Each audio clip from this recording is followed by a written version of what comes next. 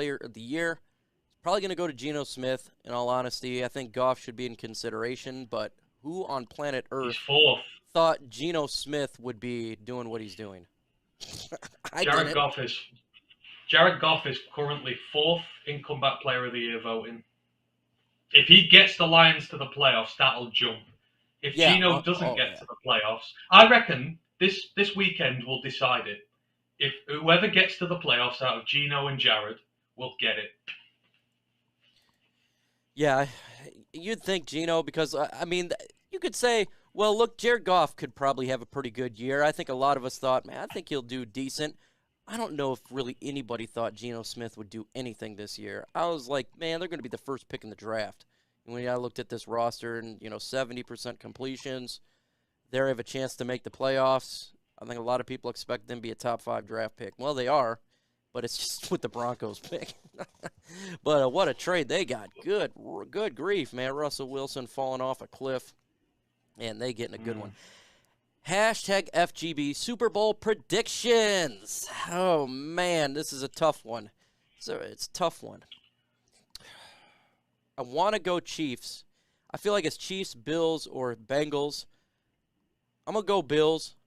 I'll make them as the AFC champs. And I'll go San Francisco 49ers for the NFC. They're on a tear right now. I don't know how they lose. Their defense is so good, and Brock Purdy, and Brock Wright, both Brocks are doing great, but they're going to get Deebo Samuel back. They got a really good football team over there. That's my picks. Who do you got? Bengals, 49ers. 49ers too, yeah. Yeah. Bills can't run the football when it matters, and the Bengals D-line will destroy them. So I got that. And the 49ers, I mean, they're on the third string quarterback, and you wouldn't even know. They're playing with Mr. Irrelevant at quarterback, and they're winning games. That's just how good that team is. They'll whip everybody in the NFC this year. Brian Smith says, man, your Ant-Man spitting facts. He does. That's why you got to subscribe to Roar the Lions UK. It's why I have him on. This guy knows what he's talking about. Subscribe to their channel. He is my number one. Like, if I had power rankings right now, he's got to be number one. He's got to be comeback YouTuber of the year, even though it's not really a comeback, in my opinion. He's the YouTuber of the year. Mr. Scotty the Bear. Are we going to have to beat Green Bay and referees to win this game? Yes. Yes, we are. But we're gonna have to we're gonna have to make it like a 10-point game so the refs don't F us.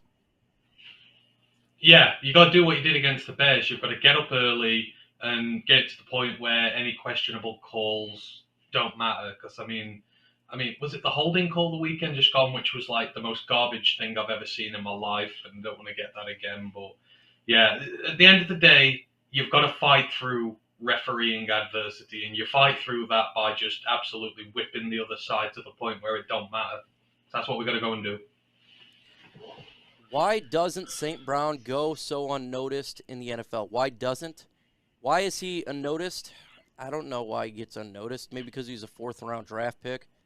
I mean, they love their first-round draft picks. James Houston should be in the conversation with rookies. You don't hear it unless you're in Detroit.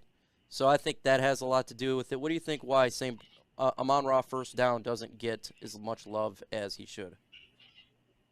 The same reason Mike Evans doesn't. And you kind of said it there. He's not a flashy name. He's not the guy who goes out and gets the massive nearly 2,000-yard seasons, all that sort of stuff. He's just consistently a very great, he's consistently a great player, but he just never gets, I don't think he's elite. When you look at Jefferson, he's been elite. When you look at Cup, they've been elite. And then, these guys who are really all the time, it's just not as good to stand over them, is it? Because you don't get the big highlight reels, you don't get all this and that. But I couldn't care less if he's getting underrated. It's, shame on other teams that they've not picked up on him so far. Keep underrating him for the rest of his career. I mean, it's worked for Evans, hasn't it? He spent his entire career being underrated, and yet he still pumps out 1,000-yard seasons without even breaking a sweat. So Amon-Ra will do the same. We got 233 in the building. Can we get to 75 likes? That would be 24 away. And let's all say happy birthday to Rodney Smiley. He is 55. 55. Huge happy birthday, man. We love it, and hopefully for a birthday present, the Lions get that victory for sure. But happy birthday to you. We love it. I appreciate it 100%. Man, Brian Smith makes a great comment. This may be the comment of the year. I love this. Amon-Ra is Tyler Lockett for Detroit. Tyler Lockett, outstanding wide receiver, gets zero recognition. That seems about right. Yeah. I like it. Again, it's because you've got the highlight reel guy who doesn't do it as consistently next to him. And that's kind of why they get ignored. And that's why Amon-Ra gets ignored. All his, he doesn't get like the big 80-yard plays. He doesn't go up and moss people and stuff like that. What he does is he is consistently great at his route running, finding the gaps, getting the critical yardage. It's third down with us, isn't it? Every third down, you need a critical reception. He's the guy that's been lasered in on, and he's the guy who gets it for you. But that don't make for a highlight reel for the NFL to show all the casuals, does it? So, just carry on underrating him. We don't care. Hashtag FGB, do you guys think Hutch will get another interception against Aaron Rodgers? I do. I'm going to say no. Probably doesn't get another interception in this game.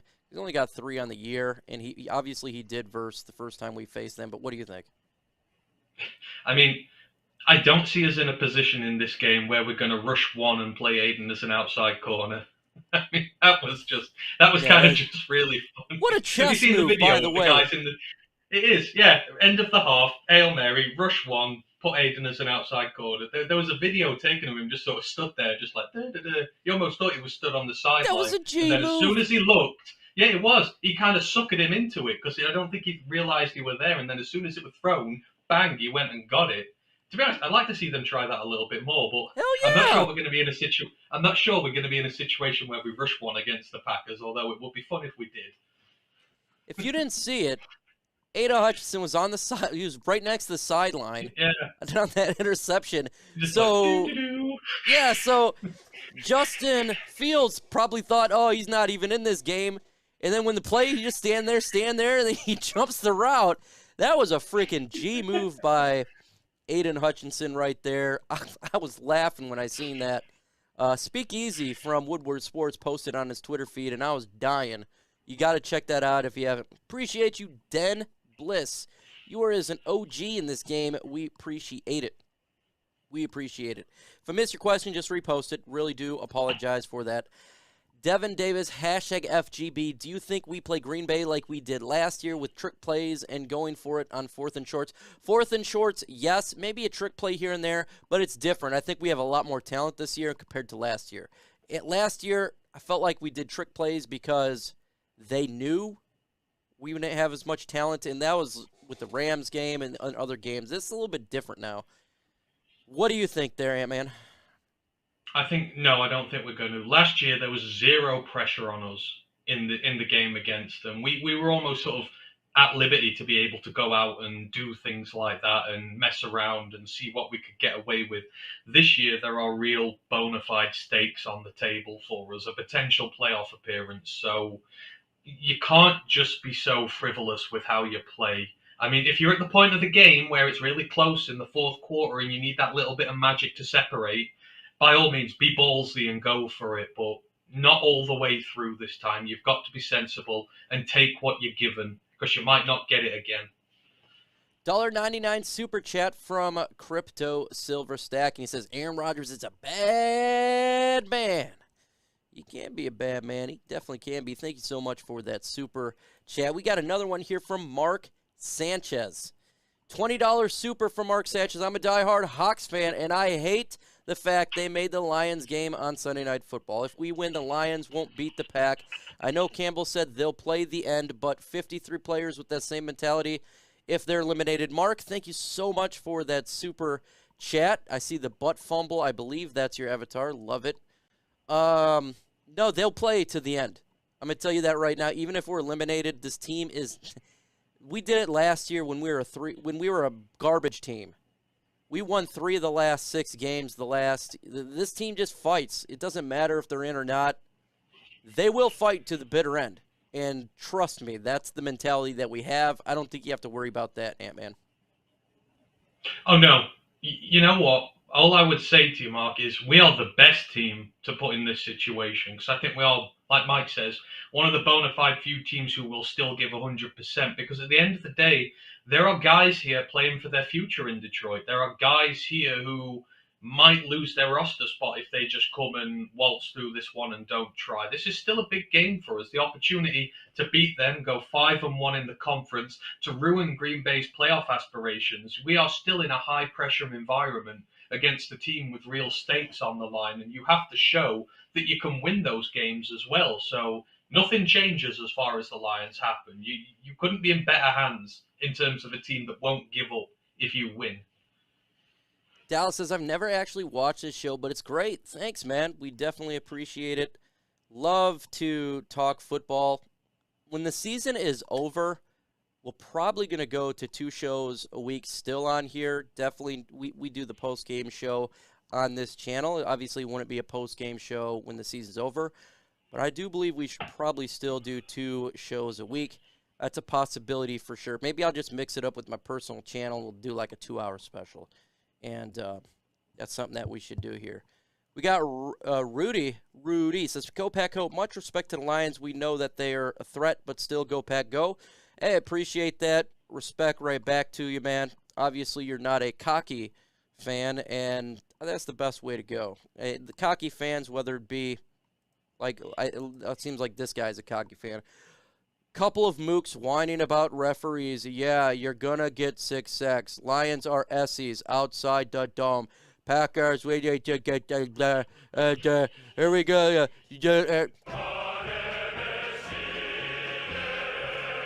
You are. Finish him. We are the best in the world.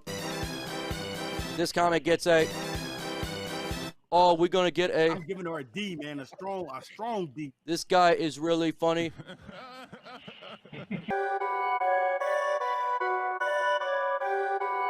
Perfect.